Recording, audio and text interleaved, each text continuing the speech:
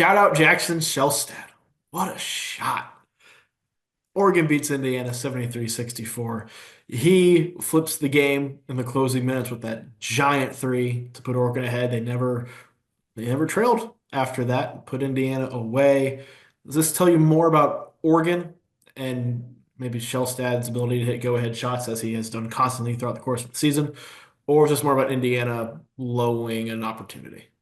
Yeah, listen, Indiana's done. I tried to frame it like they had a chance. Like I wanted to believe they had a chance too, for what it's worth. This team's like a talented team. I mean, Yeah. I still think they're a win or two in the Big Ten tournament away from being on the right side of the bubble. Don't get me wrong, but uh, this was a team where like I didn't think you wanted to play them in the tournament. I don't know if I necessarily agree with that anymore. It was a 2 point game with like a minute to go. For them not to cover is crazy. Like you had it was 7 point spread. You're down by two with a minute eight to go with the ball, by the way. And then you lose by nine is absolutely insane. That's absolutely I just genuinely don't know how that's possible. But Oregon played well. I mean, I think Oregon is a team that all of us going into Big Ten play were like, wait a second, like, what is this? Yes. Like, how good are they? We're a little confused. Like, are they special? Are they middle of the pack? And they've been very up and down in Big Ten play. I wouldn't necessarily call them middle of the pack, maybe slightly higher. But this was a performance where it's like, I feel like they do feel like they took Indiana's best punch at moments. I feel like Yeah. Indiana played really well at moments, and there was moments where I'm like, "Here comes Indiana! They're about to run away with this." And then Jackson Shellstep would hit a massive, massive shot. He's so good. And Oregon's shown that between him and Biddle and and even Bamba, who has a lot of Wade Taylor in him, um, they have the ability to live up to these massive moments. Mhm. And that's essentially what March is, one large, massive moment. And they Yeah. have the guys for it. I don't know if there's anybody I trust to hit a big shot more than Jackson Shellstat right now. And Wade Taylor disrespects crazy. Wade Taylor disrespects crazy. He Uh, might not hit the other shots. he might have the other shots, but when it matters, he will hit them. Um, I've been, Shellstat has not become like the All-American or first team All-Conference guy, player, Big Ten Player of the Year contender that we thought he might be, but he's been a damn good player, and he's been incredible when organized needing him to step up.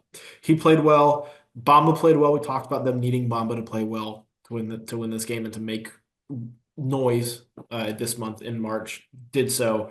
We also said that Indiana needed to win the battle up front, and Nate Biddle was the Ken Palm MVP of this game. Nate Biddle and his bald spot went for 14.7 boards, 6 assists, 4 blocks, outplayed everybody in Indiana's front court. I think that's telling. Yeah, I agree. It's Indiana lives and dies by Ballo, which that's what a crazy sentence.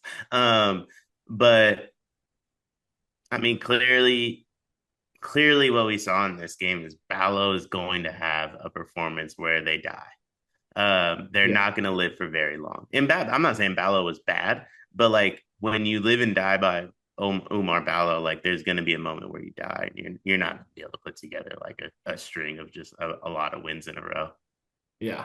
You got another inefficient performance from Miles Rice. Like the three people you played off the bench, Malik Renew, Miles Rice, Cannon Carlisle, were awful. Like just incredibly inefficient. And you were largely inefficient as a team.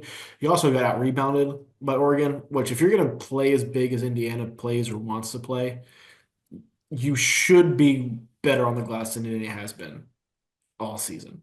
I think this was just indicative of Indiana as a whole this year. Oregon is a good, not great team with some above average to great players. And those players made the difference against an Indiana team that has always been better on paper than on the court. Mhm. Yeah, I completely agree. I mean, that when you're talking the coaching search, even if it isn't the biggest name, it's like how do we get the encore performance? Because I think anybody wearing Indiana red can do the paper thing. Where it's like I think anybody can put together the roster at Indiana with the financial backing that they have, the facilities that they have, the prestige that they have. Anybody can put together the on paper roster. Who's the guy that's going to do it on the court too? Yeah. We'll see. We'll see.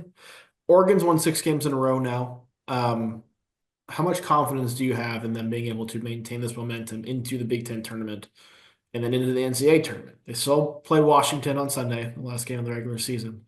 Um, but this is a team that appears to be peaking at the right time, as Dana Altman teams typically do. By the way, Dana Altman, like you said, peaks in March. He's another guy like special on paper team. What's the last bad Oregon team? Um, Probably a couple years ago. Yeah, probably a couple of years ago, but for Of the course. most part, But he's always interesting to me because his teams look great, typically start well, and mhm. then are like, how do you have 15 losses? And then you like don't want to play them when tournament time comes around. I mean, they always have. Like, I'm not saying it works out, but they always have some random 5 star that like just isn't like doesn't do very good on their team. But they Yeah, seem to always have talent. And these two teams are like polar images of each other, in my opinion. The only difference is Dana Altman's like a better coach than Woody. absolutely. And I think they got better guards too. I think that matters. About what we expected from both sides. Indiana closes the season at home against Ohio State in a very, very bubbly matchup. Ohio State just had a bubbly matchup against Nebraska, won that one. If Indiana wins this, I think we can keep the conversation going with the Hoosiers. If they lose, though, I think the Hoosiers may find themselves in a precarious spot where they do need to do something in the Big Ten tournament. We'll see. We'll have a preview of that game on the channel later this week. We'll have coverage of Big Ten tournament on the channel as well next week, along with all the other major conference tournaments. A lot of fun content coming on the Supers Media YouTube channel. So make sure you like and subscribe.